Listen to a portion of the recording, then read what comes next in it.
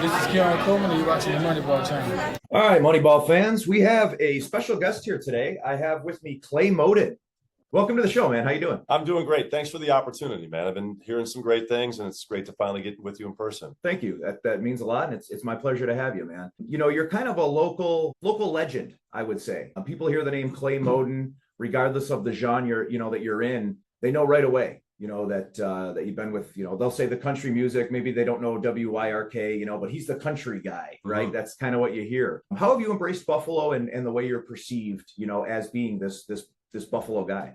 Well, first of all, embracing Buffalo, my hometown. There's nothing cooler than being on the radio station that you grew up listening to. So my father was a history of Western New York teacher, born and raised right here. I went to Canisius College. So just Buffalo is home. We've had opportunities to go elsewhere, but it just doesn't feel right. And as far as being the guy who they associate with country music, it's so flattering. I grew up just loving country music, loving the lifestyle, loving the blue collar appeal of this town and the music. So to be associated with that, great compliment. I mean, it's just, that's what you wish for, right? When you're in this business. So it's an amazing thing. No, absolutely, man. And that's a great answer. You seem very sincere when you talk about it as well. Country, you just said it, a very blue collar feel, right? Yeah. It's changed and it's evolved over the years. It's gone a little bit more pop, I guess some people would say. What is your favorite type of country music? Do you like kind of the direction it's gone in, or do you like kind of the old school, the Waylon Jennings, the George Strait kind of stuff? Yeah, I'm more of like a traditionalist, and there's nothing against today's country music. Obviously, it sells very well. That's what we play. I listen to it too. Yeah. But for some reason, like the traditional sound of country, you get the fiddle, the steel guitar, even the lyrics, from back in the day. I know the world has changed and the lyrics have changed. It just resonates with me differently. Yeah. I hear it differently. I feel like the traditional style of country music dances with the lyrics differently. So I listen to today's country, big fan of it, obviously, but there's something about that traditional sound that just really has always appealed to me. Your heart's with the old. Yeah, guys like George Strait, Waylon and Willie, you mentioned. I have a son named Hank. Okay. So, I mean, it's the traditional stuff is really where my heart is with. Yeah, that's cool. That's cool.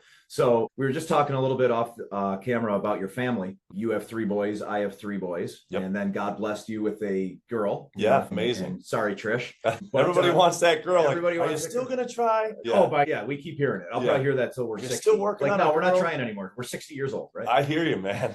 Tell me about the family life. Sure. How obviously people, anyone who has children know that it changes your life, dramatically, mostly for the positive, I'd say. But you seem like a great family man, and tell me about how that's changed things just in your life general, and then with work, how that complements, and tell me about your life a little bit. Sure. So going back to one of the first questions, being associated with country music, been on the radio station a long time. It used to be where the radio station and what I did was my identity. Clay from the radio station, this is what I do. But I'm telling you, man, I got married. We were blessed with our first child, and it really changed me as a person, changed the way I think, changed the way I feel about the world, the way I think about the world. So my identity now, and this is something that I take pride in, has changed to be like, I'm the dad, I'm the husband, I'm the family guy. Isn't it I'm awesome? Responsible for all this stuff right now. It's the greatest thing. It is. I'm exhausted. My eyes have never looked more tired, but I'll tell you, right. Looking back, life takes you in different directions. I was married previously, divorced. Fast forward a few years, my life is radio, single guy, doing my thing. And then I met my wife. Local girl? Yeah, from Eden. Actually DJ'd her brother's wedding. Okay. And really? I said to her dad, I said, hey, who's that? He's like, that's my daughter. I was like, oh, okay. Is she single? Yeah, so, it's kind of awkward conversation. Yeah, and we talk about it all the time. Yeah, my wife and I talk about it all the time. Honesty and transparency, right? Absolutely. And she knew of me, knew of what I did and everything. There's a lot that comes with something like that because we're always on the go. It's just part of what we do. But we got blessed with our first child and then 3 more after that. And I'm telling you, man, I love what I do. It is my passion. Music is my life. But that is me now. It's when you think Clay and you think Family Guy, that to me is a huge compliment. And that's the reward that I've been waiting for sure. Even in speaking with you, like I said, when I first walked in, within 2-3 minutes, you get that sense of what someone is, right? Mm-hmm. Call it intuition, call it empathy, whatever it is. You get that sense of what someone is. And I just have that feeling that you're very family driven. What's your wife's name? Elizabeth. So it sounds like you guys work very well together and juggle things, and that family dynamic. Yes. Nobody keeps you in check better than your wife. That's where I was going. They are your greatest promoter and they are your greatest opponent sometimes, but in a good way.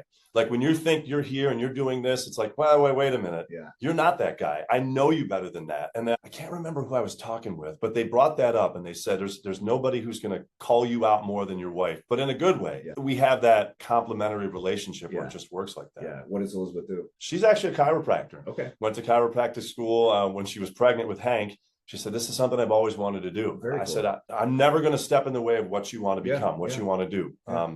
We're going to start a family now. You understand that, what Right, that right. means. But isn't it great having a strong woman who has those aspirations? Absolutely. You know, Absolutely. my wife, Trish, same thing. And she has her business and she has all these goals and dreams. And it kind of keeps you on your toes as well, right? I don't knock anyone's relationships with anything, but when you have the traditional, you know, the stay-at-home wife, I feel like it can sometimes make people lazy, right? And Yeah. guy or either one in the relationship. So it's nice to have a motivated wife, and you know, well, it's a team, you know, and things have changed. The world, like I said, the world has even changed since I started here. What we look at in terms of like, what does mom do? What does dad do? What do the kids do during the day? It's becomes a balancing act that I would never be able to do on my own, but I'm not going to stop her from doing what she wants to do. So if you're going to do it right, you both can chase your dream and somehow support the kids as well. Yeah, no, absolutely. Absolutely. And then your kids see what you guys are doing. That's right. And it motivates them as well. You Yeah, know that's what I'm right. saying? And everybody's like, are your kids going to be radio people? And I thought, I hope they become doctors or something. Follow what mom did. Go to school more often. You know what I'm saying? But, you know, you have your degree, Canisius, That's everything right. else. And listen, you're not doing too shabby for yourself. So far, so good. You know, Yeah. So staying on that track a little bit, but rewinding. We won't get into the first wife situation or anything. But from a perspective of you as a person, and changing with the family a little bit. Were you a big party guy? Were you out downtown? Yeah, so, were you doing, you know, big partier? Or? You know, part of what this job is requires you to be out a lot. That's kind of where I was going. You know what I'm saying? It's a good and, segue. and I was always the first guy to say, "Let's send me to the concert, send me to the bar, blah blah blah." You get wrapped up in that. You know, I was young when I started this job. I was 18 years old when I took the job. Okay. I became full time when I was 19 or 20. What were you doing at 18? I was part time here. And going to Canisius, I got. But you were on air, or I was part time really? on air, going Wow. to Canisius, Wow. and then the evening guy got let go. They hired me full time. Wow. Okay. So I'm at Canisius. That's impressive, man. 23 years old, full time nights, somehow mixing in, you know, school during the day, Sure. and then the opportunity to get the morning show arrived in '99. Okay. And I've been on mornings ever since. But you know, I did get caught up in that. You know, it's like, this is what we do. I'm supposed to be the party guy, life of the party. And yeah, you know, I was wrapped up in that a lot. And it took me in some directions that sometimes I was like, that was a late night. Probably shouldn't have been there. Probably shouldn't have done that type of thing, you know. But I wouldn't change what I did in my career to get me this point, or the relationships that I've had. Live and learn from it. I'm living proof, and I believe this, and I know it's cliche, but all paths lead to somewhere, and it has led me to here. Preach. I could not agree more. And sorry to cut you off, but as my show progresses, you know, as Moneyball progresses, and I hope, you know, the listeners can appreciate it and see the transparency and the truth. I lived that same path, right? And not even fatherhood, but you just, at some point you grow up, right? And, you know, the drinking, the partying, it gets old, or other reasons. That's why you switch. You just say, I can't do this stuff anymore. You know what I mean?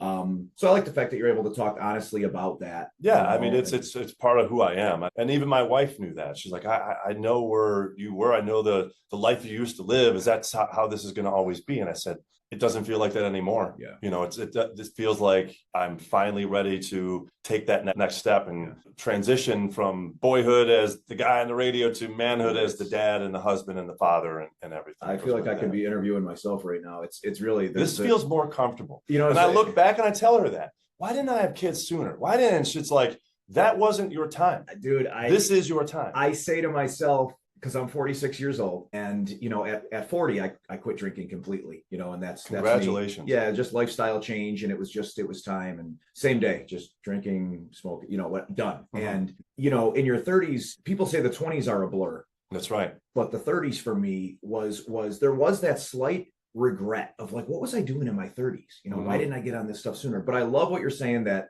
all paths lead to where, right? Exactly. And like, there's a path that we're led on, and whether that be God or whatever, you know, you believe in. I don't like to make the show too religious or political or anything, you know, but whatever it is that you believe in leads you to somewhere. Absolutely. And that's the case here, you know, for me. And I have no idea what the future holds, but I'm just glad for today. I really am. Yeah, no, that's awesome attitude, man. Are you a sports guy? I love sports. Yeah. All right, let's talk some sports. Sure. Bills. We'll start with the Bills. Sure. Okay. I would hope that you're a Buffalo Bills fan, right? Absolutely. Being a Buffalo guy. Yes. What's the missing link here? What do we need to take us over the top? I mean, Well, we're every year we're there, man. What do we need? I actually think the Buffalo Bills, and I know we're hometown guys. Right, and right. you Here feel comes the homer answer. but do you feel the different vibe? I know I do. And it's everywhere you go, every corner you turn, every kid wants to be Josh Allen. Every kid wants to go to the game. Yeah. Everybody wants to see the new stadium. Yeah. This feels different for some reason. And some of you are going to say, yeah, we say that every year. You're Buffalo guys. You say that every year. But it's the team looks different because of their attitude and what's going on behind the scenes. We even see it in the draft. Right. When you draft a guy now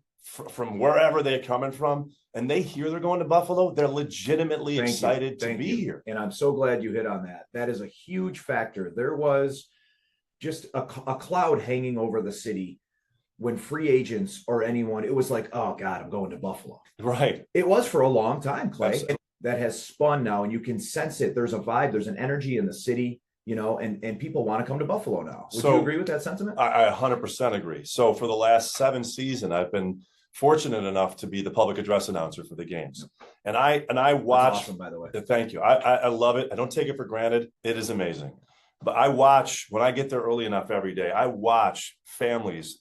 There's a group of I would consider them elderly folks, no offense, who make their way down the aisle step by step, hand in hand. Somebody's helping them. They're dedicated. It's snowing, it's blowing, it's freezing rain. I'm cold up in the booth. I can't imagine what they're doing. They're there at every single game to witness this. I don't know players. And they probably stats. have been for 50 years. Yeah. And now this is their grandkids helping them down the stairs. I don't know stats. I don't know players that well. Yeah. I know the top tier guys and I follow the sport obviously for what I do. Sure. But I know what I see in terms of like love and passion and desire to win something. This team has connected Buffalo in a different way. Yeah. It's not just football anymore. And I honestly think you're seeing players, you're seeing coaches who are like, that's what I want. Yeah. That's where I'm going. Yeah. And I feel like that's why this is our year.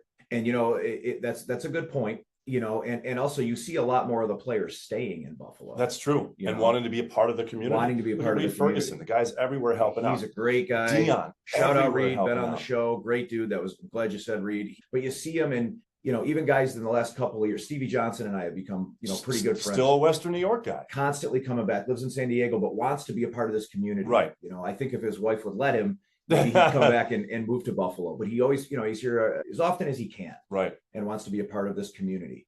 Because when Buffalo touches you, there is a certain elegance to it. I think this blue collar town, it just grows on people, right? And, and they just it seduces you, man. It's the best word, really. That's right. And when all of a sudden you're a Buffalo fan, I wasn't supposed to be a Buffalo fan. It snows, the weather's terrible. I wasn't supposed to be a Buffalo fan. They don't even understand it's about the people. Yeah, that's what we are. Yeah. I know it's said a million times. The city of good neighbors. Whoever came up with that, you're so right about that. Yeah. We're not just good neighbors, we're great neighbors. We're going to have to check with your dad. That's a great question. Right? I wonder if there was ever a study on that. We're going to dig into your dad's brain a little bit, and we're going to find out. Absolutely. How about Sabres?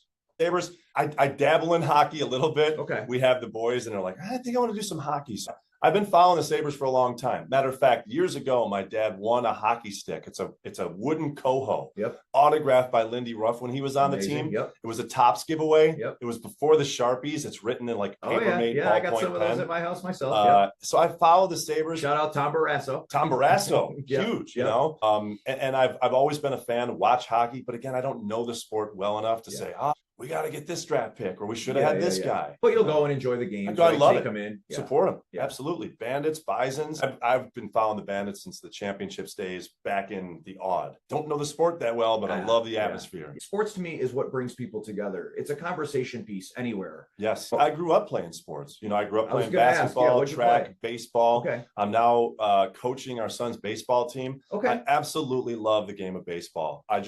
If you're going to say, okay, you can be a head coach or you can be on a field somewhere, put me on a baseball field, especially with these young kids. Yeah. I love college, minor leagues, the Bisons. My wife's going to watch this interview and she's going to be like, are you guys brothers? I mean, it literally, it's so fun to hear this stuff. And it's my passion as well. And coaching kids. I love it. Yeah. We've got kids on our team who are travel team kids who are like, oh man, these kids are good. Yep. Don't throw the ball at me because I don't even know if I can catch it. And we've got kids who are like, my first year playing baseball, coach.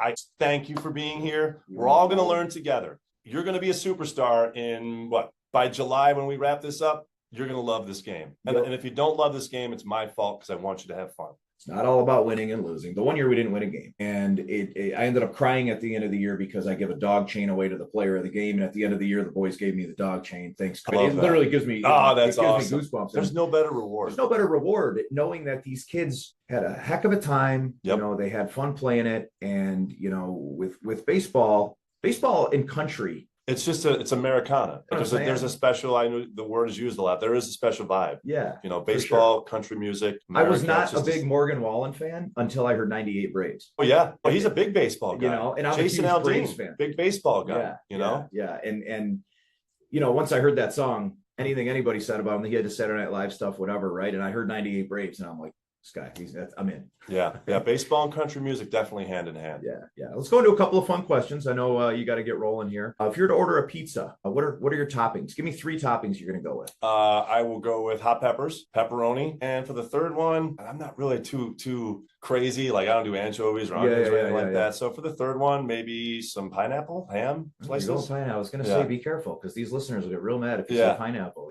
You went there though. Whatever somebody chooses to put on their pie. But simple, man. If it's like I like to live just simple, give me pepperoni. Yeah. If you could go 100 years in the past or 100 years in the future, which one would you choose and why? I think I would go 100 years in the past. The future scares me to death. It really does, especially with kids. I love this question and I love the after answer. I love this part. And I ask a lot of the guests this and it's crazy. And sorry to cut you off with it, but it's just so interesting the why after, you know. So I want to hear this. 100 years in the past. Give me 100 years in the past. If we're looking back, that would be 1925. You're talking about a really interesting part of America. It's pre-World War II. You've got the greatest Prohibition yet? Right after that, the Roaring Twenties type thing. Yeah. So and you've got the greatest generation being born. Some flappers. Exactly. You got guys that are just being born that in 15 to 18 years are going to be serving this country, going off to war, building America's future. And I just think that I think I might relate to people in that era a little bit better because of the hard work, because of the passions. Give me 100 years ago. Yeah. I feel the same way as far as the relatability. Simple guy, simpler time. Right, Isn't it amazing? There's still people alive. I have a friend who is 95 years old. Really? He's a Korean war vet. His name is Casper. 1930. Yeah. Yep. And he a Marine. I almost said former, but there's never a such thing as a former Marine. Right. He's a Marine and badass. Yeah. That's amazing, man. Still 95 years old. Yeah. And is he active? Casper's a great guy. You've seen him walking around. Look out. He's on the road, everybody. Look out. Casper's coming. This was a lot of fun, man. I really appreciate you taking the time. Like I said, I could sit and talk to you for hours, but I know you got to cut out of here. So you're always welcome back to the Moneyball Show. You are a citizen. I love supporting media of any kind, and I love to meet new people and find out new things.